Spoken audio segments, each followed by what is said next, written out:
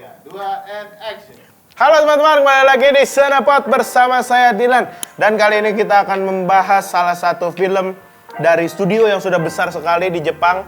Dan sutradaranya juga baru saja mendapatkan Golden Globe pertama kali dalam hidupnya, Hayao Miyazaki. Yoi, kita akan membahas film The Boy and the Heron.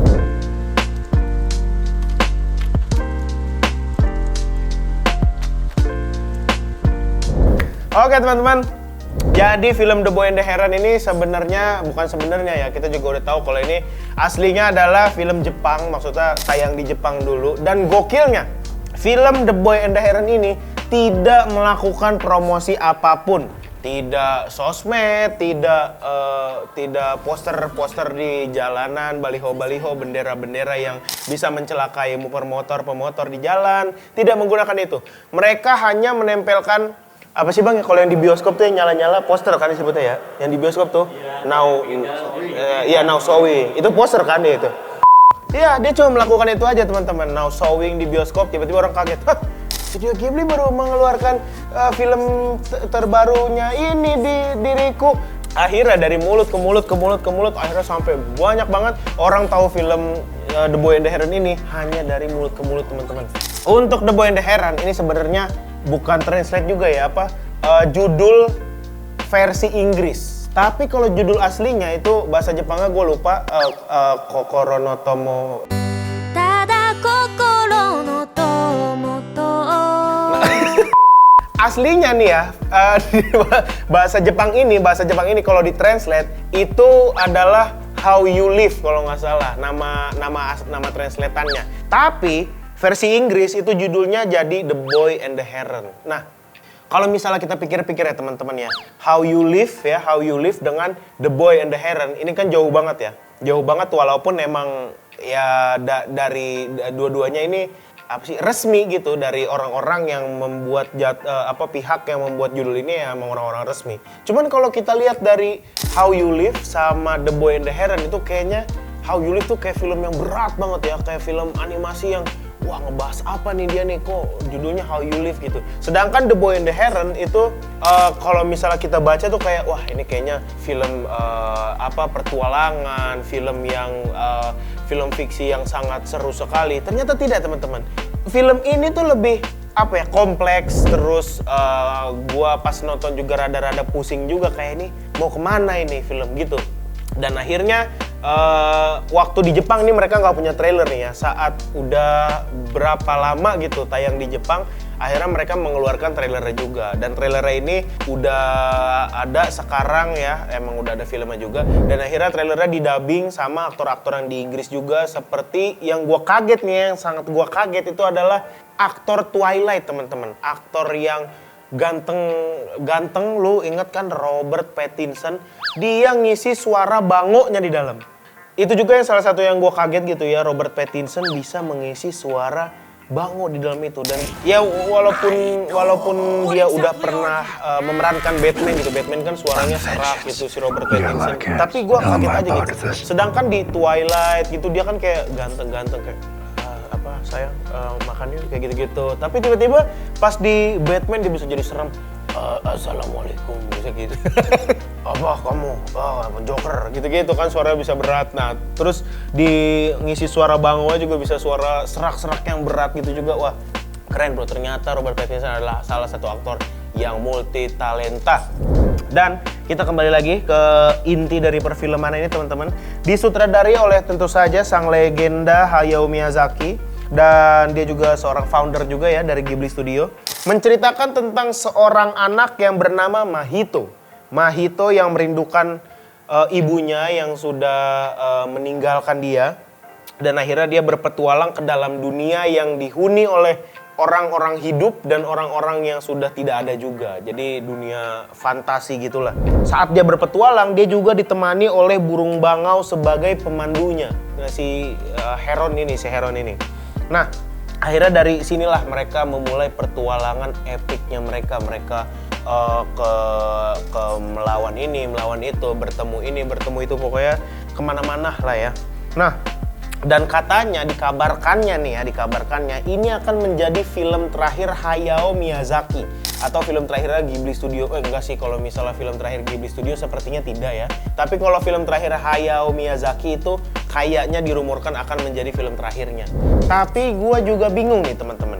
Gue juga bingung nih. Kayak di tahun 2013 Ghibli Studio juga mengeluarkan film yang bernama The Wind Rises. Itu juga buatan Hayao Miyazaki. Dan katanya itu menjadi film terakhirnya Hayao Miyazaki.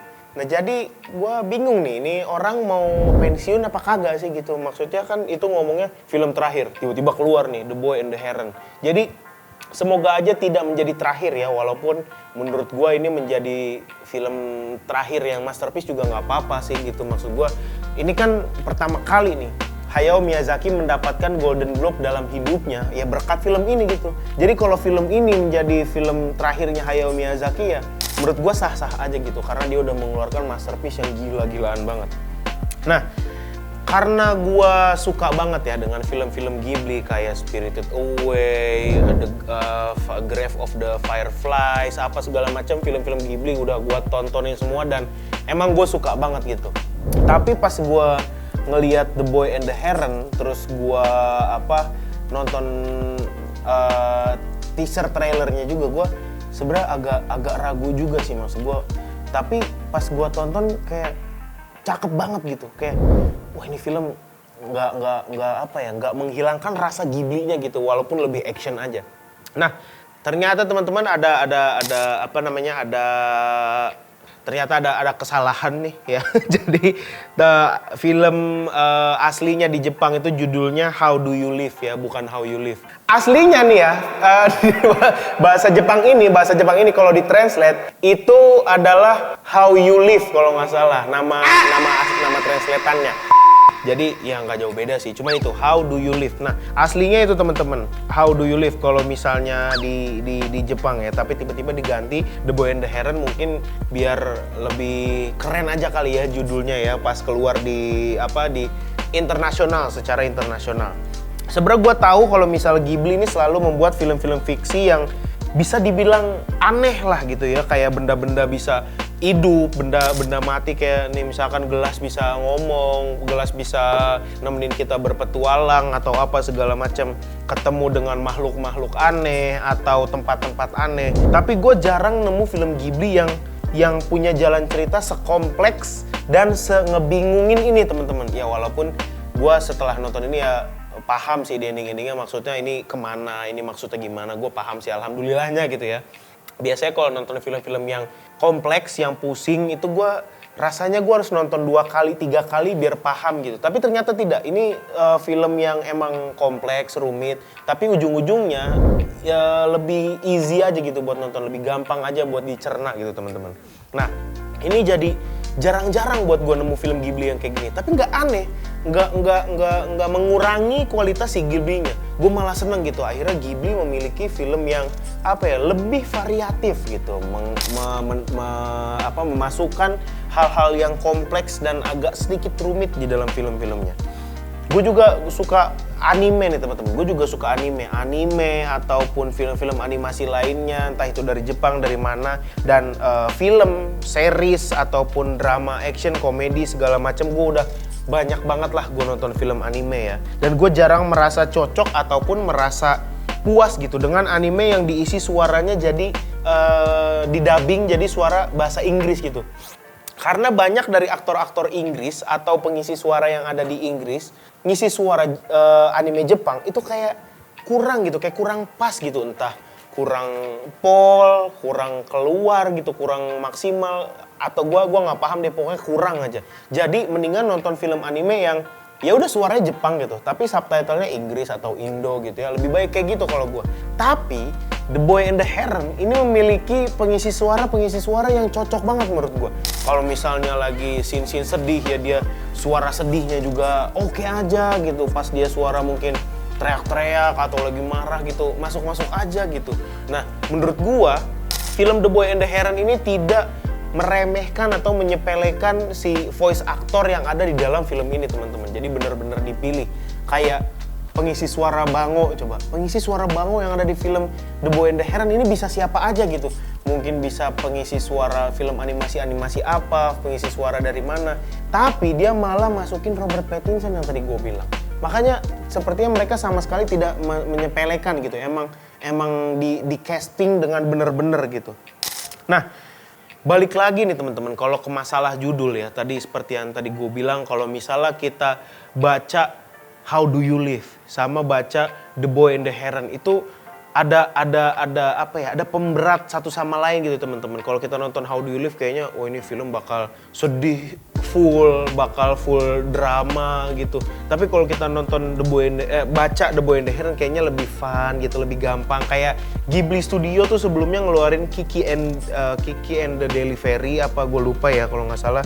Kiki Delivery atau mungkin Ponyo gitu kan lebih enak gitu dibacanya, didengarnya Ponyo, Kiki and the Delivery Service gitu lebih enak. Dan ternyata pas kita nonton filmnya ya emang easy going aja gitu filmnya, emang enak untuk dinikmati gitu-gitu ya, daripada judulnya How Do You Live.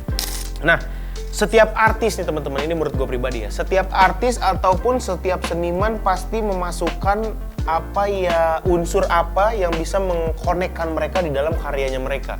Entah kayak misalnya pelukis atau penggambar yang memasukkan hal-hal yang dia rasakan di dalam mimpinya.